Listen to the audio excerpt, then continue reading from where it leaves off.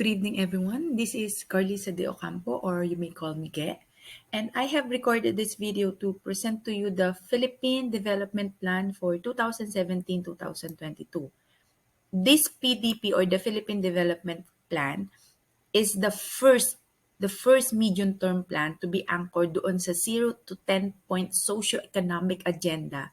And this is geared towards the Ambisyon natin 2040, wherein itong Ambisyon natin 2040 articulates the Filipino people's collective vision. So we have this vision or collective vision of a matatag, maginhawa at panatag na buhay para sa lahat.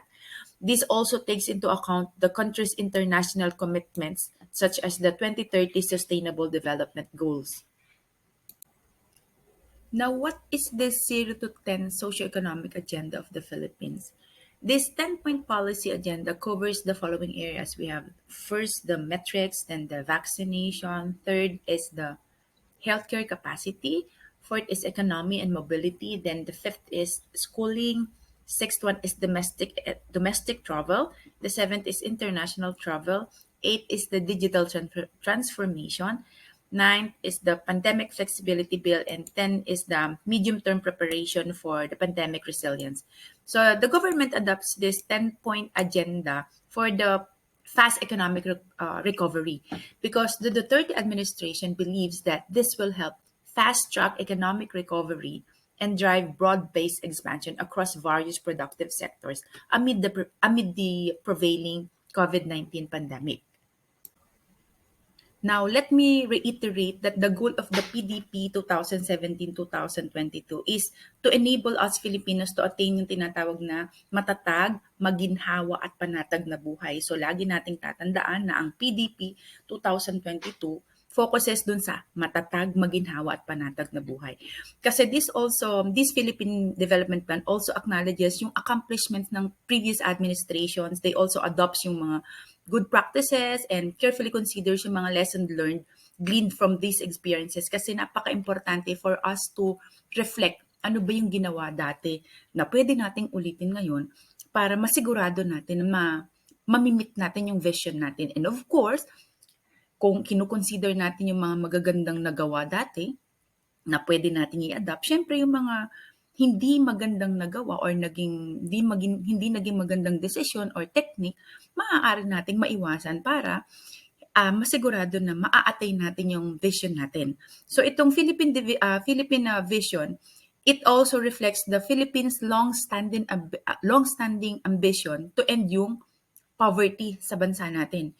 And itong chapters 1 to 3 ng PDP natin focuses sa mga sumusunod. This is the life that we wanted to have. Dito, kumbaga, ang goal ng PDP, we have this kind of life. So, pag sinabing matatag, ang concern natin is yung family being together, having time with friends, napaka-importante nito, having work-life balance and strong sense of community. I still remember during sa first day natin sa discussion dito sa class, dinidiscuss natin yung work-life balance. Okay, na as much as possible, kung kaya, is wag nang dadalhin sa bahay yung trabaho. Then, sa pagiging maginhawa naman, it aims for Filipinos to be free from hunger and poverty. Talagang ito naman yung pinaka-golden. Kasi pag na-free mo yung mga Pilipino sa hunger and poverty, damay-damay na yon yung buong ekonomiya ng Pilipinas. And of course, securing home ownership, good transport, and having time for travel and vacation. And we all hope na magkaroon talaga tayo ng enough time and of course enough finances for us to have travel or to travel and have a vacation with our family or with our friends. And for the panatag part, it aims for us to have enough resources for day-to-day needs and unexpected expenses. Hindi yung kahit isang tuka, kumbaga kapag may emergency, may kailangang bilhin, meron kang sapat, may pagkukunan ka. And of course, napaka-importante yung having peace and security, long and healthy life, and of course, having a very comfortable retirement. So, yun yung goal natin. Goal nitong Philippine Development Plan, magkaroon ng matatag, maginhawa at panatag na buhay. So, Ambisyon natin 2040 serves as a guide for the medium-term development planning across the 4 the four political administrations guided by this vision. So this Philippine Development Plan 2017-2022, it was formulated to lay down yung foundation for more inclusive growth, high trust and resilient society, and a globally competitive knowledge economy. Itong foundation na to, it is intended to be strong enough for the following three development plans to build on. If you would remember, almost 4 years na, so 2017, 18, 19, 20, yung Philippines, yung country natin, was on its way to becoming an upper middle income country until, di ba, once in a century global pandemic caused by the coronavirus disease, yung COVID-19 nga, kumbaga biglang dumating. So, ang response ng bawat bansa, including yung Philippines, was of course to save lives by first nire-restrict yung social and economic activities para nga naman malimit yung spread ng virus. At the same time, ini-improve natin yung country's health system capacity. So, naging focus syempre yung pagsasave ng lives. Kaya nahinto yung economic growth natin. Hindi lang naman tayo, pati yung ibang bansa. Although we are 20 years away from 2040, well, there seems to be ample time to catch up with the targets related dito sa Ambisyon 2040. Meron din namang recent developments na napakita kung saan yung social and economic gains can easily be reversed. So, together, yung economic recovery, building resilience, yun yung kasalukuyang urgent and important development objective ng Philippines. So, we Filipinos, tayong nandito sa Pilipinas, we should be resilient kasi after all, yung pagiging resilient natin, napaka-importanting component siya para sa Ambisyon 2040. Kailangan pag nagkaroon tayo ng resiliency, magkakaroon tayo ng secure future. So, yung panatag na buhay. Di ba? Yan nga yung goal natin sa in the end, magkaroon ng panatag na buhay din. So, we should have the capacity to withstand and recover quickly from difficulties. And I think we need to be tough. And we are tough. And, di ba, being resilient is one of the most remarkable characteristics of us Filipinos. Di ba nga, kahit sa ibang bansa, kilala tayo being resilient. May bagyo, may lindol, kahit anong pinsala yung dumating sa Pilipinas, makikita mo pa rin yung pagiging resilient ng mga Filipino. So, we should focus on being resilient para ma-achieve natin. Kasi ito yung pinaka-essential component para ma-meet natin yung Ambisyon 2040. So we are now aware about the Ambisyon 2040, which focuses on pagkakaroon ng matatag, maginhawa at panatag na buhay. Now, the strategies to achieve this objective are organized under three major pillars. We have the malasakit, pagbabago, and patuloy na pag-unlad. The malasakit pillar is about enhancing the social fabric. So yung strategies aim is to build the foundations for a high-trust society by ensuring a clean, efficient, and people-centered governance, guaranteeing swift and fair administration of justice. Talagang matagal na nating pinapangarap to, magkaroon ng fair administration of justice. And of course, increasing awareness of the different cultures and values across the Philippine society. As a teacher, i-grab natin yung opportunity na meron tayo for us to instill, to let our learners, the young learners, be aware ano-ano ba yung values and culture na meron sa atin sa Pilipinas.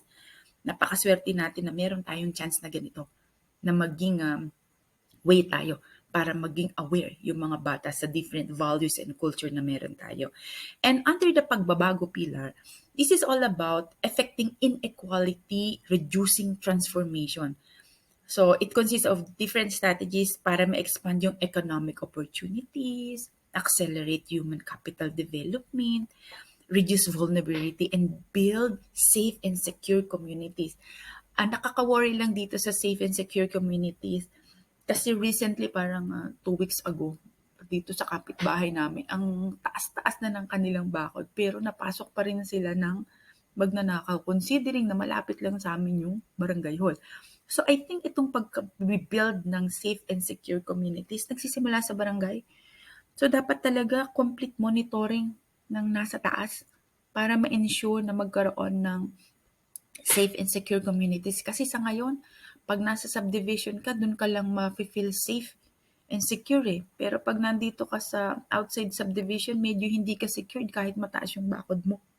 So sana ma-ensure ng mga barangay, magkaroon ng proper monitoring kung nasisigurado ba na safe and secure yung community mo. And under the patuloy na pag-unlad pillar, this is all about increasing potential growth. So nagkokonsisto ng different strategies to enhance yung factors necessary to accelerate and sustain the growth and development through 2040. So dito sa patuloy na pag-unlad, it is about promoting science and technology, innovation. Nakakatuwa nga tong innovation kasi, for example, yung mga MSMEs natin, yung mga micro, small, medium enterprises, yung sa mga produkto na ginagawa nila, may innovation na ina-apply para masigurado na mabilis yung paggawa nila ng produkto. For example, meron dito sa Maribeles na yung gumagawa ng mga kasoy. Tinulungan sila ng DOST and DTI kung paano mapabilis yung pagproseso nila ng kasoy.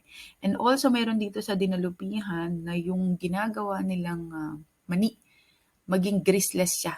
Something ganun. And I think BPSU meron silang innovation to help this particular MSME. So ang nakakatuwa dito sa patuloy na pag-unlad, nagtutulungan yung mga universities and mga DOST and different government agencies para matulungan yung ating mga MSMEs. Kasi pag natulungan mo yung mga MSMEs na yan, lalago yung negosyo nila. Pag lumago yung negosyo nila, magkakaroon ng opportunity ng maraming trabaho. So matutulungan yung mga nasa barangay. Kaya napaka-importante nitong promoting science and technology and innovation. Ang concern ko lang dito sa innovation, sana lang masustain. Kasi sometimes, okay na kapag propose sila ng innovation para yung isang produkto is mapabilis yung paggawa. Kaya lang, after some time, biglang nahihinto na yung innovation or parang nakakalungkot mang isipin dahil na-report na nila sa kanilang agency, sa kanilang boss, na ito yung pinropose naming innovation, natulungan nito yung isang negosyante. Kaya lang after that, wala na. May mga times kasi na naririnig ako personally na tinulungan sila ng ganitong ahensya for a year, epektibo yung innovation, tapos nasira, hindi na binalikan. Tapos malalaman kaya hindi na binalikan kasi nai-report na nila eh. So kumbaga walang follow-up, again monitoring. Importante pa rin yung monitoring kasi regardless kung gaano kaganda o kadami yung innovation na pinaprovide ng different government agencies sa ating mga kapwa Pilipino, sa ating mga kababayan, kung walang monitoring, nasasayang yung innovation na itinutulong. And also, dito sa patuloy na pag-unlad pillar, it also covers strategies to reap the demographic dividend. So, madaming sakop itong three pillars na to. Ngayon, classmates, if you have comments sa ating dito sa particular report na to, please type in yun sa ating comment box kasi later on, I will try na magkaroon tayo ng discussion about your different comments. Earlier in 2018, we have already achieved the 2022 target of lifting 6 million Filipinos out of poverty, or this is 4 years ahead of schedule, and we were able to achieve this through the different reforms. Now, what are the different reforms under the Duterte administration? Running on a platform of change, the Duterte administration has introduced a number of much needed and long awaited reforms. So, some of these weighted reforms have been institutionalized through legislation. Itong game-changing reforms are expected to yield net benefits to society and even provide a robust foundation on which to build resiliency. So again, yung resiliency, no, lagi siyang nababanggit. So some reforms were admittedly radical and were expected to result in short-term negative effects given initial trade-offs. However, a feature of these reforms is the deliberate inclusion of safety nets to cushion the sectors that might be adversely affected, though temporarily, by the reform. So dito sa framework na ito, pinapakita kung ano-anong akba yung nire-implement or nagkaroon ng reformation to ensure that we will be able to achieve yung goal ng bawat pillars. Thus, soon, pag na-achieve itong mga different pillars, maa-achieve natin, of course, yung Ambisyon 2040. So, let us further discuss ano-ano ba yung different reforms instituted dito sa Philippine Development Plan. First, we have the PhilSys Act or the Philippine Identification System. So itong PhilSys Act establishes a national digital ID system that will provide every Filipino with proof of identity. So itong national ID na to will facilitate transactions in business and even with government by providing credible but easily accessible instrument for your no customer protocols. So this will also fast track yung financial inclusion and facilitate the provision of targeted transfers from government as the need arises. We also have the Ease of Doing Business and Efficient Government Service Delivery Act. Meanwhile, it directs all agencies in the government to streamline yung government processes. Di ba? May mga nakikita na tayo nakapost bawat sa mga different government offices kung paano yung flow ng pagpaprocess ng iba't ibang document para mas mapadali. Although may mga makikita ka na ibang government agencies na walang process flow.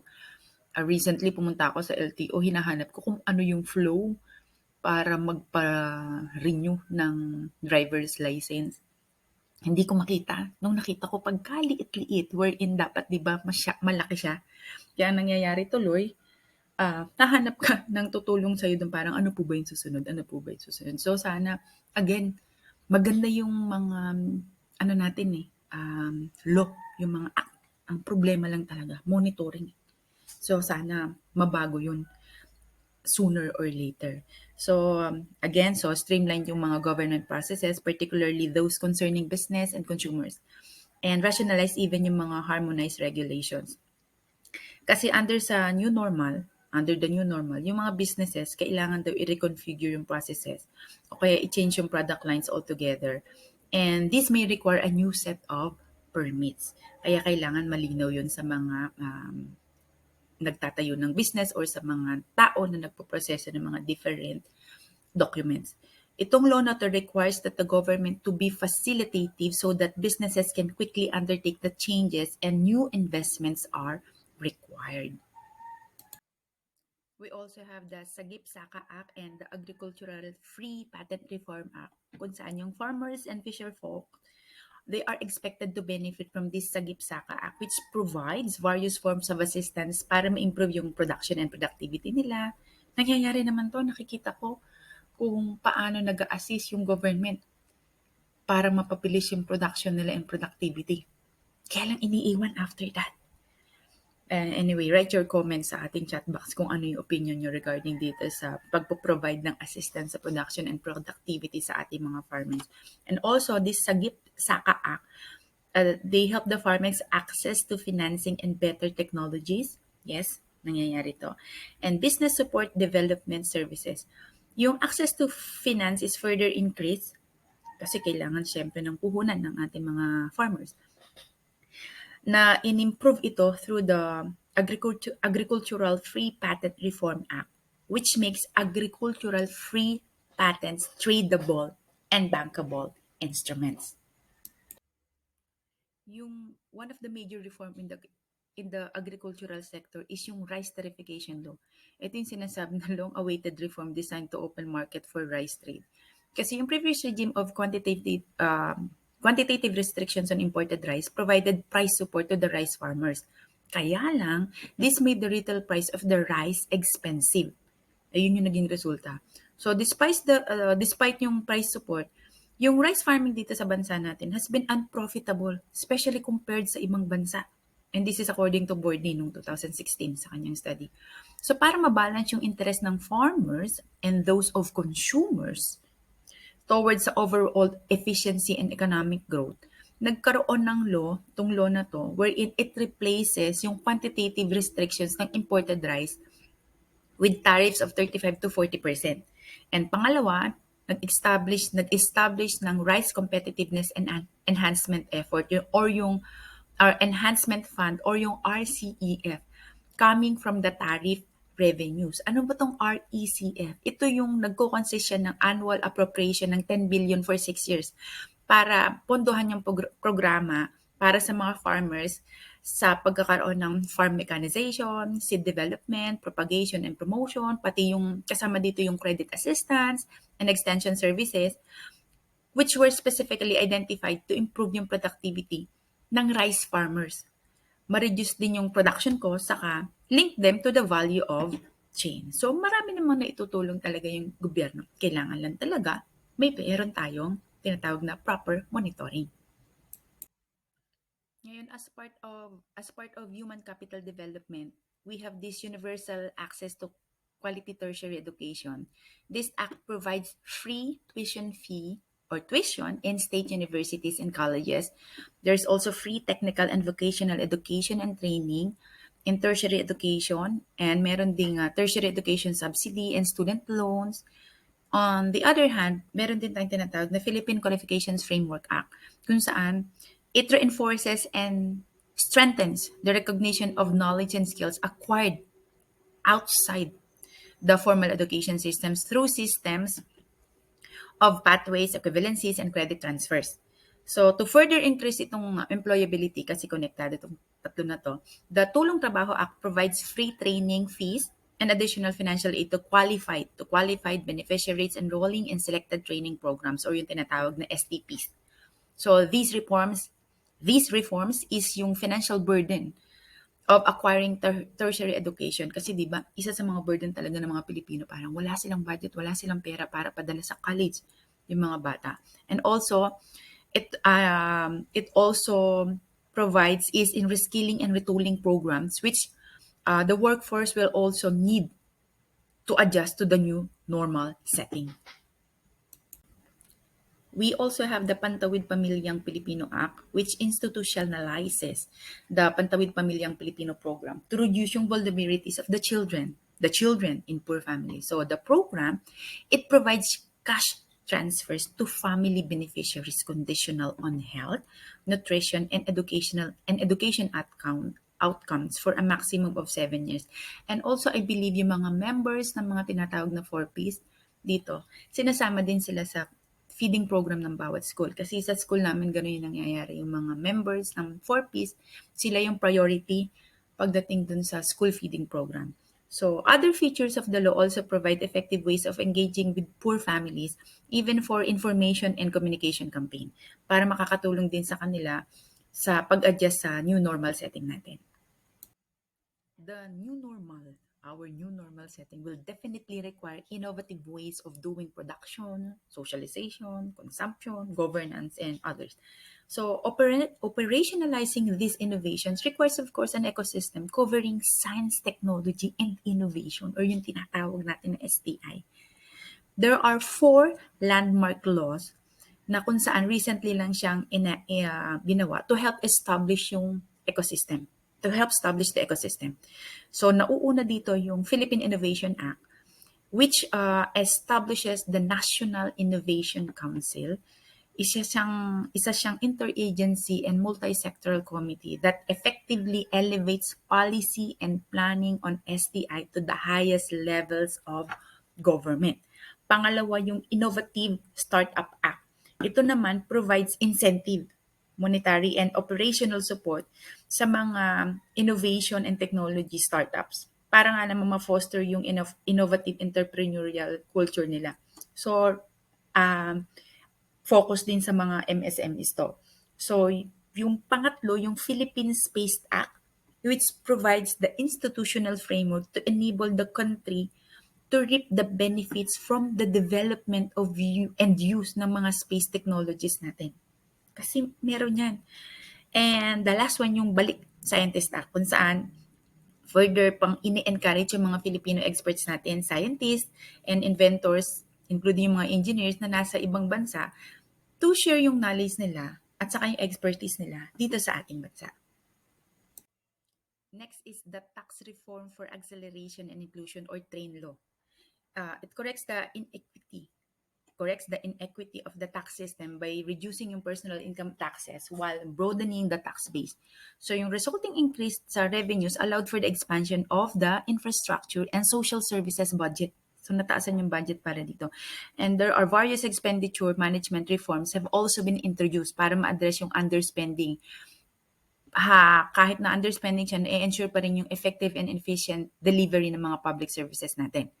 So, itong mga reforms na to, they were instrumental to improving yung country's credit rating to BBB+. So, ito yung highest rating na na-achieve ng country natin so far. So in turn, it has enabled yung government to mobilize yung resources for a massive social assistance package during nung COVID-19 pandemic. Itong signing and subsequent ratification of the Bangsamoro Organic Law marks a historic and significant milestone in the decades-long struggle for self-governance and peace in Mindanao. So this has paved the way for lasting peace, hopefully magtagal, which is an essential precondition for building resilience sa bansa natin. The Philippine government has embarked on the Build Build program. Talaga nga naman itong Build Build program, napaka-ambitious na infrastructure program ito kung saan it increases spending ng infrastructure from 4% ng GDP noong 2016 based on the actual disbursement to 5.5% in 2021 tapos 4.3% in 2022. So itong build na to, ang aim niya is to build more railways, urban mass transport, airports, and even seaports, more bridges and road. Dito nga sa Bataan, di ba, konektado papunta doon sa Cavite and new and better cities. So makakatulong tong talagang build program para mas mapadali yung business, yung mga transportation, kumbaga yung bilis ng pag transfer ng tao, pag transfer ng mga produkto, mababawasan yung time, kumbaga mas magiging efficient yung mga businesses at yung mga different activities na gagawin ng iba't ibang tao dito sa Pilipinas. So, isa sa magandang programa talaga to ng Duterte administration, yung Build program. And fortunately, tinutuloy pa rin ngayon ng ating kasalukuyang administrasyon. One of the plans of the government also is yung Free Internet in Public Places Act. Ang aim nito, of course, is to provide free, secure, and reliable internet service in public places across the country. Although wala pa rin siya ngayon kasi siguro kahit magkaroon tayo ng internet, medyo mabagal pa rin. So saan na magawan ng paraan kung saan magkaroon na ng free access sa internet tapos mabilis pa siya. Kasi according to other countries, yung mga Pilipino na nanggagaling sa ibang bansa, pag pupunta sila dito sa Pilipinas, kahit simpleng galing Singapore lang sila, magtataka sila bakit ang bagal ng internet. Samantalang sa kanila, free na nga, public, tapos mabilis. Sa atin, pag sinabing free, ang bagal. Or minsan free, pero hindi ka makakonek. So, prior to this actually, yung NBP or yung National Broadband Plan, na-approve na siya noong 2017, which called for the government to also initiate investment in broadband infrastructure to complement yung private sector efforts in the delivery of universal and fast, reliable, and broadband internet services para sa digital economy natin. So, itong critical initiative na to bridge the digital divide in order to ensure that no one is left behind kahit na nandun na tayo sa transmission ng new normal. So, sana nga by the end of this 2022, magkaroon na talaga ng free, reliable, and secure internet service sa public dito sa ating bansa. So, further demonstrating the resolve to enable and empower every Filipino to achieve his or her ambition, kung paano ma-achieve natin ang ambition natin. Yung government, nag-implement siya ng two major initiatives, yung Bayanihan Heal as one, at saka Bayanihan to Recover as one. Yun yung tinatawag na Bayanihan 2. So, yung Bayanihan 1, kasi itong directive for the next 2 years ng administration ni Duterte is focus on resilience and recovery pagkatapos nitong nung maranasan natin yung COVID-19 pandemic. So again, yung Bayanihan 1, it provided funds para ma-address yung requirements sa COVID-19, yung tracing, testing, treatment, nakita naman natin to. Na habang ginagawa yon, nagkakaroon naman ng assistance dun sa mga low-income families, saka yung mga pinabalik ng mga Pilipino overseas kasi they were economically displaced kasi nga nagkaroon ng quarantine restrictions. And yung Bayanihan 2 naman, isusustain yung efforts para ma-improve yung health system capacity ng bansa natin. Particularly dun sa contact tracing, testing at saka yung isolation protocols. Nagpo-provide din ito ng financial assistance to the sectors that were they were really adversely affected by the pandemic. Ano ba yung mga sector na to? Yung transportation, tourism obviously, and even education, and of course the micro, small, and medium enterprises. Marami talagang nagsirang trabaho. There will be assistance to be given sa mga agricultural sector in the form of credit and even farm inputs and training. Meron ding tinatawag silang, may binibigay din silang skills training, particularly sa digital skills para dun sa mga displaced workers natin. So, itong both initiatives include yung provision to build resilience, yung fast recovery. Kailangan mabalik yung pagiging tough natin mga Pilipino. So, to sustain this particular goal or initiative, yung PDP has been updated to focus yung mga strategies niya towards having a healthy and resilient Philippines while facilitating economic recovery. Kaya, ang focus talaga is about resilience and recovery for the next 2 years. So, keeping the long view, we now realize that 20 years until 2040 is a long time. And of course, there will be many challenges na darating. And anytime, magkakaroon ng obstacle along the way. Yung COVID-19, it is just one way, one of these. Ang importante dito, we Filipinos must learn to quickly recover dun sa mga lost ground natin, ma-ensure natin yung sustainability ng gains.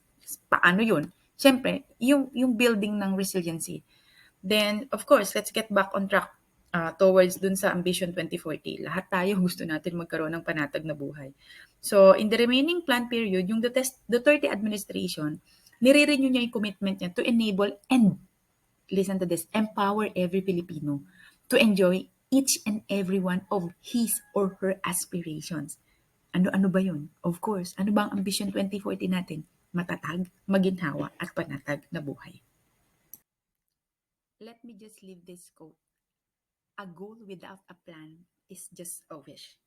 So, we students of EDD must have already put into our mind and hearts how important planning is para ma-ensure natin that we will be able to achieve our goal. But of course, we don't forget na kailangan meron din tayong proper monitoring. So, thank you everyone for listening and I do hope that you have learned something and I hope to join our next session to entertain po yung other inquiries and comments. Thank you very much and God bless everybody.